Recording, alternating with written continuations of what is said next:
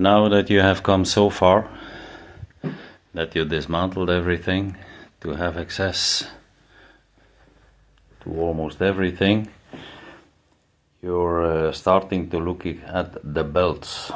You have 3 belts on this machine. You have the driving belt, which goes to the hydrostatic. That's the belt here. That's the pulley of the hydrostatic, and it's driven by the motor. The pulley from the motor comes out below, and to remove this belt, that's quite a pain in the ass. You see here this spring, you have to loosen this so the tension comes off the belt. When the tension is off, you can take the belt off the pulley from the hydrostatic, and here on this pulley you can't get out the belt. There's not enough space to get the belt through. So what do you have to do? You loosen the bolt and the nut. You take out the bolt and the nut. Then you take the pulley to the outside. You take the belt off the pulley. Get out the belt. On the other side, the same thing. Remove the bolt and the nut. Get out the pulley. The new belt in place. Pull the belt outside. Put the pulley in place and refix the bolt. That's on the back side of the tractor in front of the axle, where you sew the belly and the pulley. Now, to remove the belt, you have a particular problem here on this piece. This is a U-shaped plate here, and you see the belt is going into this U-shaped plate. It's going in there, and it's going around the axle. It's going around the axle of the steering.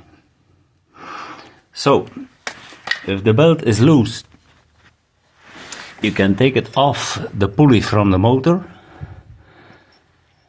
You can take it off there, but it's around the axle from the steering wheel. So how can you get this? How can you ever get this out of there? So you have to dismantle this U-shaped piece in which the steering axle is fixed. You have to loosen these bolts, these two, and then this piece, this whole piece, comes a little bit downward, but not enough to get your belt out of there. And you can't get this axle down, and this U-shaped piece of metal and this piece that drives the wheels can't get down enough to let the belt go out. So the only thing you can do is let come down the axle of the steering wheel. And to do that, there is no other way than removing the steering wheel.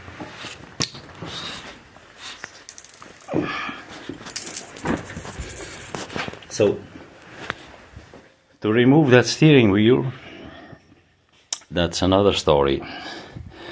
You take out this cover, and then you see the bolt that fixes the steering wheel. You loosen that bolt, you take that bolt off, and then you will see you have the plastic steering wheel, and in the steering wheel there is a metal piece that goes around the axle of the steering wheel. But you can tear on the steering wheel. You can use whatever you want. You can use a hammer. The only thing you will do is damage the steering wheel, the plastic of the steering wheel, or even break it.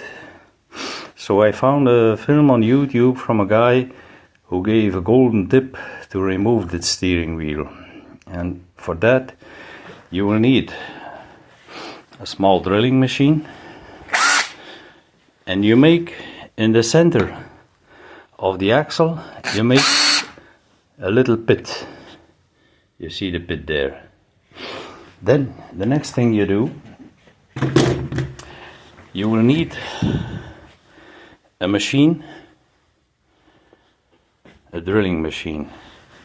And on this machine you have three positions. You have the position only turning, you have the position turning and hammering, and you have the position only hammering. You need a machine that can do the hammering only. I can let you hear that.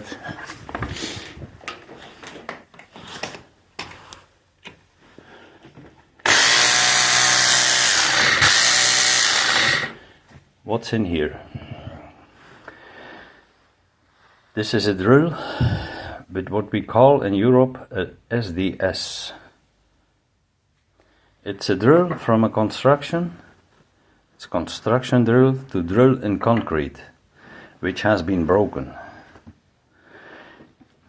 You take this piece and you put a point on it. You make it in a point shape. You can put it in the machine. Now you take your machine, you put the bit in the center of the axle,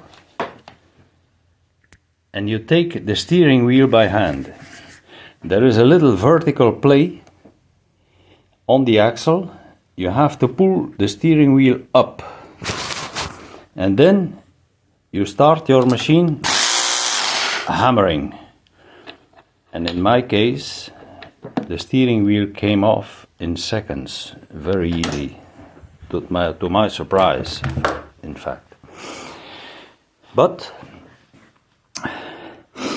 now you have possibility. Now you have the steering wheel off. Then you have to take off this hub, and in this hub, at this level, there is a C-ring. When you remove that C-ring, the axle of the steering wheel will fall down to the ground. To prevent that, you have to put back the nut without steering wheel. You take the nut, and with a screwdriver you remove the C-ring. So the axle from the steering wheel will go down about this, which gives you enough room under the machine to remove the belt. But that's not all. So if this whole part comes down 10 centimeters, you have room enough to get out the belt. But this is the electromechanical clutch. This is the cable from the electromechanical clutch, so you can't get this belt out. This cable is in the way. How to do that?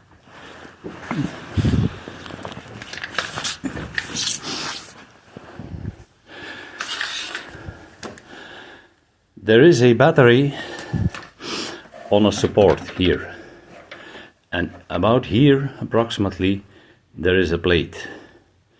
You have to take away this plate, and then you look to find the cable that is coming from the electromechanical clutch. And that's this cable, the black one. So you pull this out from below the cover, and you have a connection here. You can separate this connection, and you can pull the cable down through that hole. Now it's fixed with straps, but take away the straps and you can put the cable down through that hole.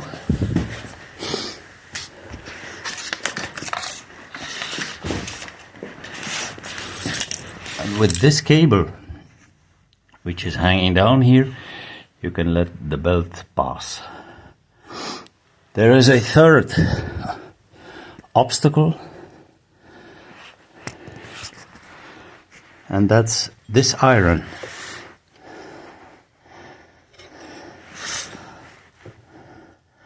It holds the electromagnetic clutch in place, so it can't move. You loosen one bolt, this one here, you take off that piece, and then it will be possible to get the belt out. 3 things you have to do: lower the axle of the steering wheel, take out the cable, disconnect him upside, and take away this piece that holds the electromagnetic clutch in place. And with these three things done, it's possible to get out the belt. So, something about the belt.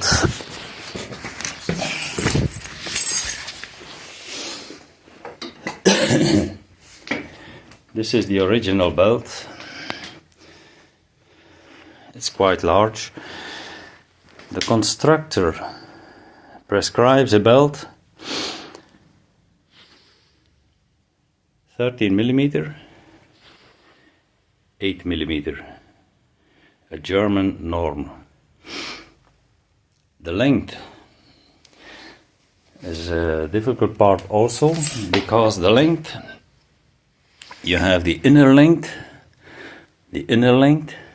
and you have the outer length, and you have the working length. The inner length should be 2580 millimeters for this machine. But this belt, I didn't find it on internet.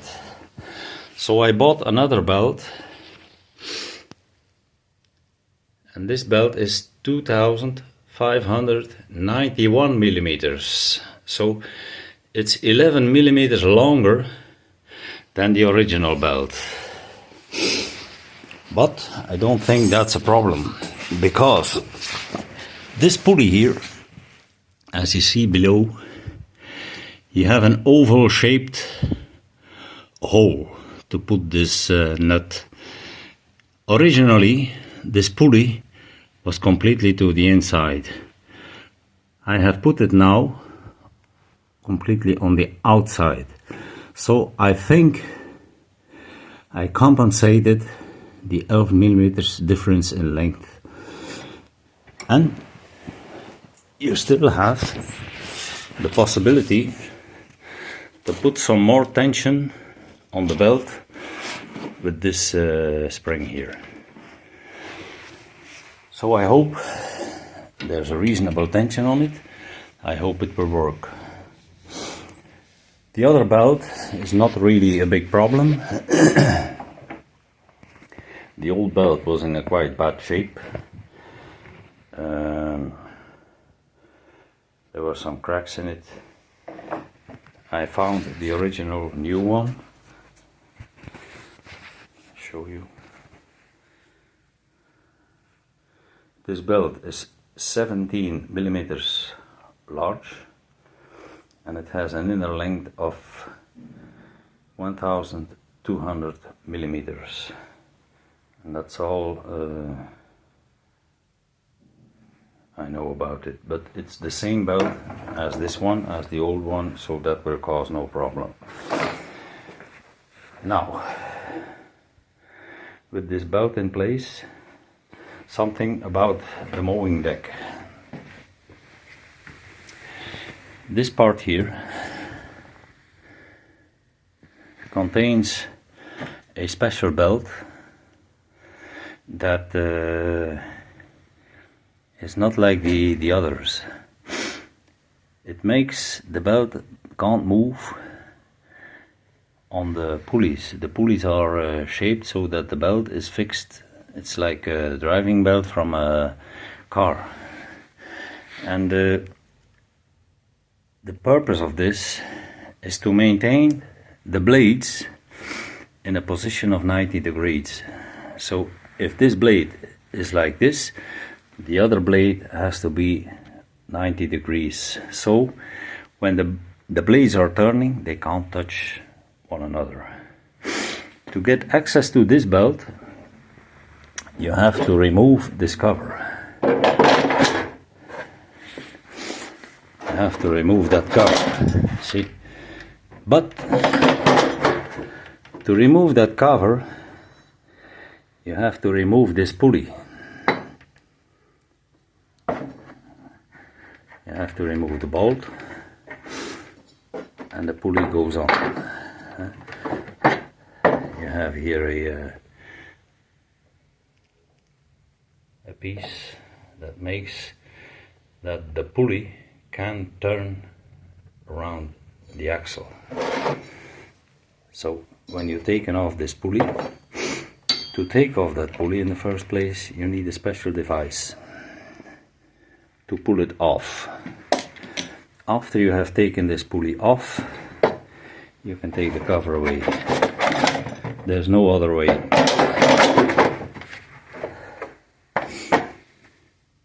The rest is all quite logical, and I hope this video was